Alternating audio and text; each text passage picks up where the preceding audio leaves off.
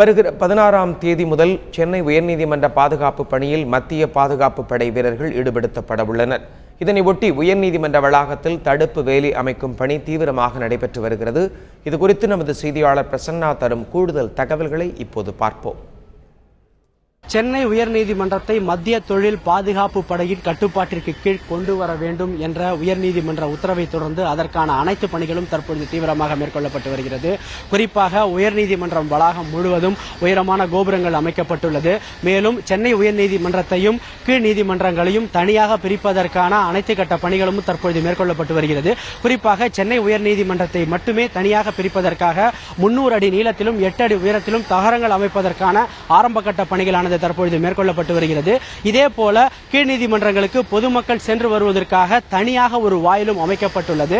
எனவே வரும் 16ஆம் தேதி முதல் மத்திய தொழில் பாதுகாப்பு படையினர் தங்களுடைய பணிகளை மேற்கொள்வதற்கான அனைத்து பணிகளும் தற்பொழுது தீவிரமாக மேற்கொள்ளப்பட்டு வருகிறது. மேலும் மத்திய தொழில் பாதுகாப்பு படையினர் இன்று சென்னை வந்துள்ளனர். இவர்களில் ஒரு குறிப்பிட்ட பிரிவினர் மதுரைக்கு அனுப்பி வைக்கப்பட்டுள்ளதாக கூறப்பட்டுள்ளது. இருப்பினும் மீதமுள்ளோர் வரும் 16ஆம் தேதி முதல் பாதுகாப்பு நடவடிக்கைகளில் ஈடுபடுவார்கள் என்றும் எதிர்பார்க்கப்படுகிறது.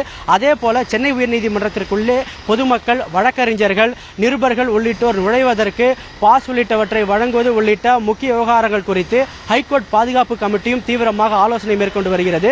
எனவே ஹைகோர்ட் பாதுகாப்பு கமிட்டி ஆலோசித்து இது குறித்து உரிய தீர்வை கண்டு உயர்நீதிமன்ற தலைமை நீதிபதியிடம் அது குறித்த முடிவுகளை சமர்ப்பிக்கும். அதன் அடிப்படையில் அனைவரும் வந்து செல்வதற்கு ஏதுவாக அனைத்து நடவடிக்கைகளையும் தற்பொழுது நீதிமன்றம் மேற்கொள்ளும் என்றும் எதிர்பார்க்கலாம்.